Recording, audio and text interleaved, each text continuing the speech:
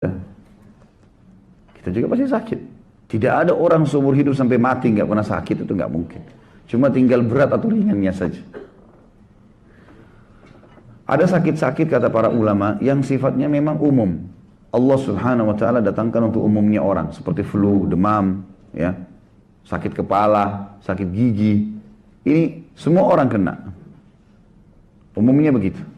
Nggak mungkin orang seumur hidup nggak pernah sakit kepala.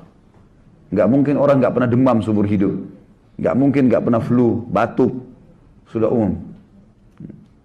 Ini sudah standar Allah SWT datangkan. Gunanya, tujuannya untuk memberikan penjelasan kepada hambanya tentang nikmatnya kesehatan. Ada penyakit yang datang disebabkan karena perbuatan hamba itu. Dan ini kita bagi dua. Ada yang dia sebabkan dari diri dia sendiri. Ada yang disebabkan dari pendapatan dia. Misal diri sendiri begini. Ada orang sengaja ugal-ugalan, balap-balap. Akhirnya tabrakan. Patah kakinya.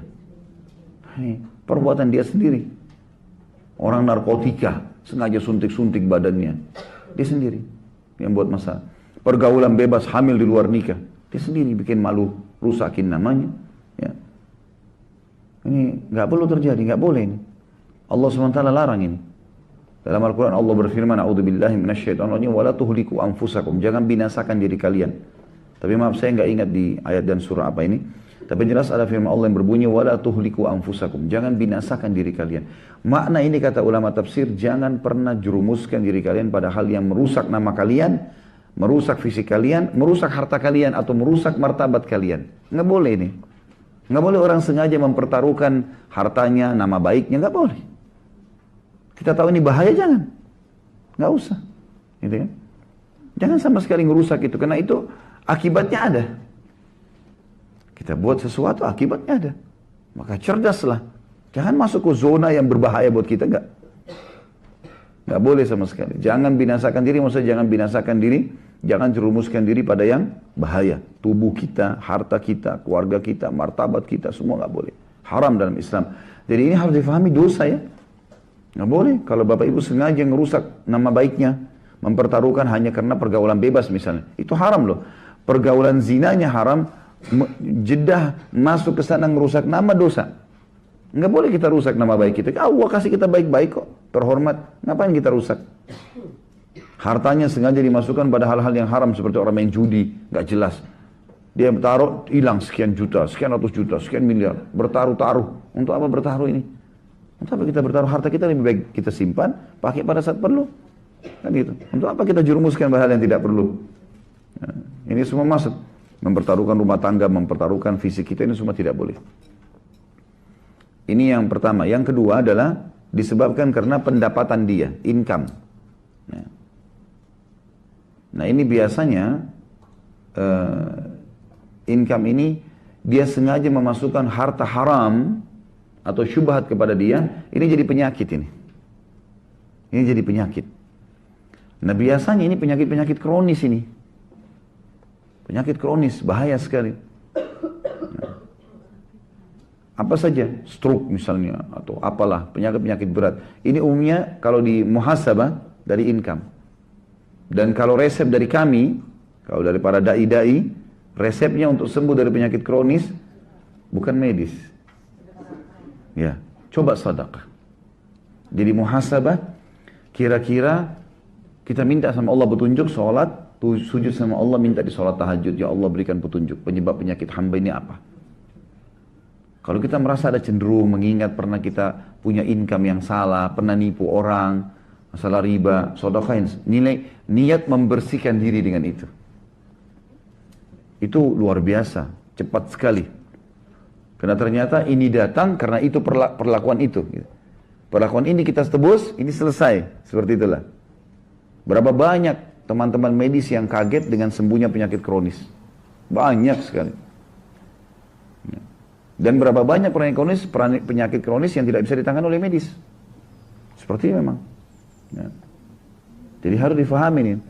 Makanya dalam hadis Nabi SAW yang lain, tidak akan beranjak kaki seorang hamba hari kiamat sebelum kecuali ditanya 4 hal.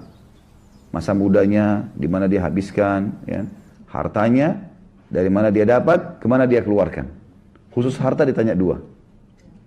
Dari mana dia dapat, sumbernya halal atau enggak, kemana dia keluarkan. Jadi mengeluarkan juga ini harus ada tujuan.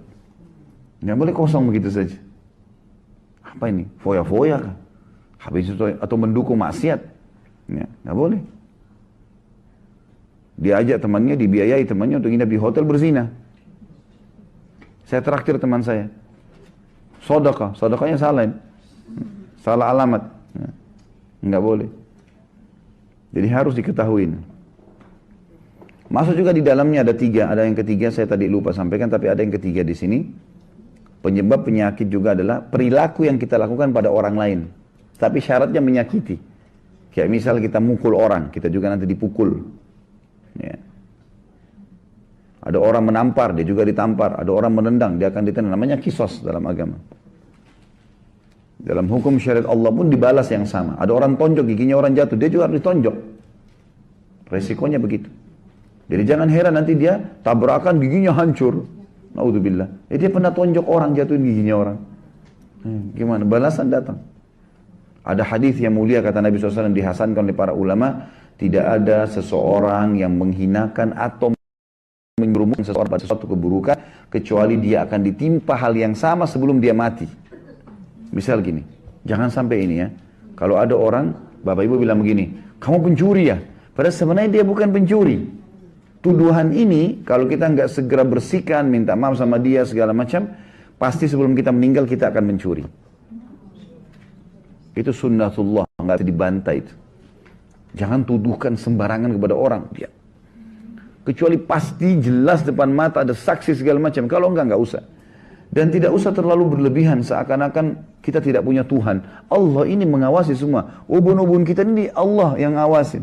Dalam salah satu doa dikatakan Nabi SAW, nasiyati biyadik. Ubun-ubunku ada di genggamanmu. Allah setiap saat bisa cabut roh seseorang, bisa pincangkan kakinya, bisa tabrakan, bisa mati. Gak usah terlalu berlebihan. Ada orang ini zalimi saya Ustaz. Ya biarin aja. Kita ikhtiar.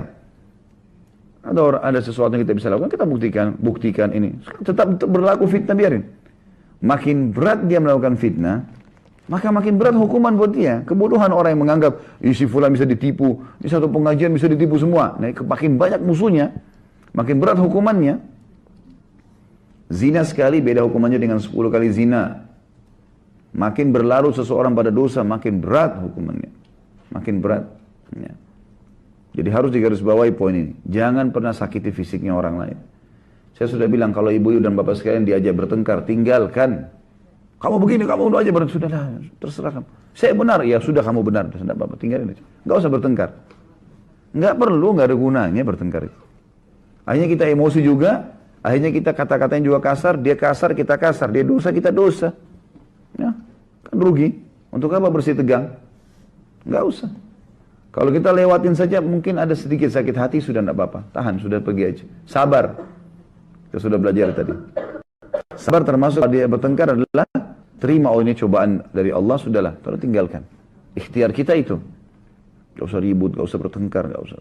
Ada hak kita diambil, baik. Hak kita bisa tuntut. Dengan cara apa yang bisa kita tuntut. Ya. Jadi tidak usah habisin umur situ, tidak ada gunanya sama sekali. Kalau sampai seseorang pun membahayakan, maka bisa saja. Ada orang, dia mau membahayakan orang lain, Allah langsung hukum. Banyak kasus terjadi begitu. Ya. Luar biasa gitu.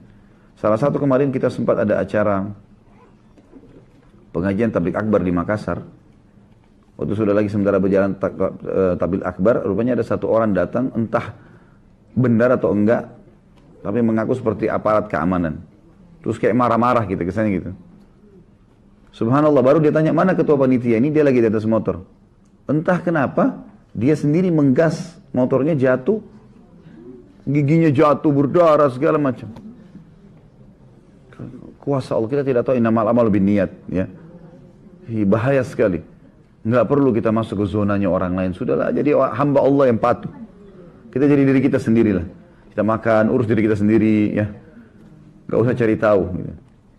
Sesuatu yang dijangkau oleh mata, kalau benar dukung, kalau salah, larang. Sekali lagi saya bilang, jangan campur urusannya orang lain. Nggak perlu tahu tetangga ganti AC baru atau enggak, beli mobil baru atau enggak usah. Jangan tetangga beli AC, kita yang kedinginan. Nah.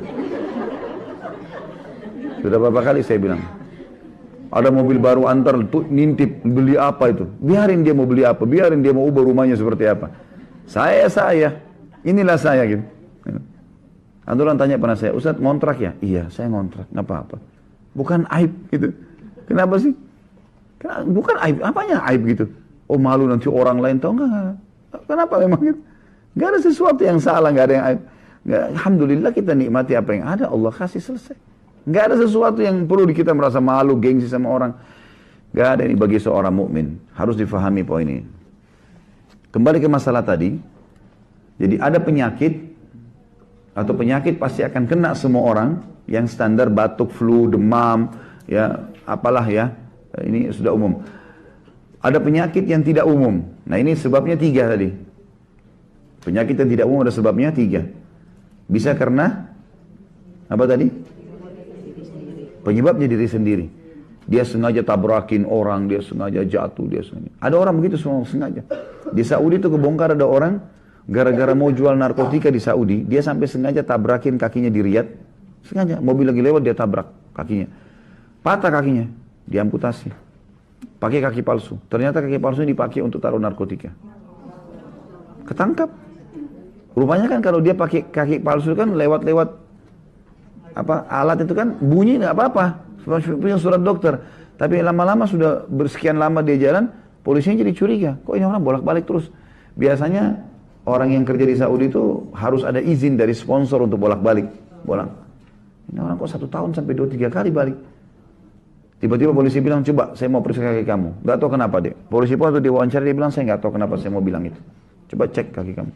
Dia bilang ini surat dokter. Enggak, saya gak mau tahu. Harus buka. Buka ternyata ada narkotika. Ada orang gitu, subhanallah, aneh. Untuk apa gitu? Nggak ada gunanya. Ada orang juga gitu di Saudi gitu sama. Dia tangannya entah patah atau dia pakai gip, kemudian pas lewat bunyi tapi nggak apa-apa gitu. Subhanallah, kuasa Allah, dia masuk kamar mandi,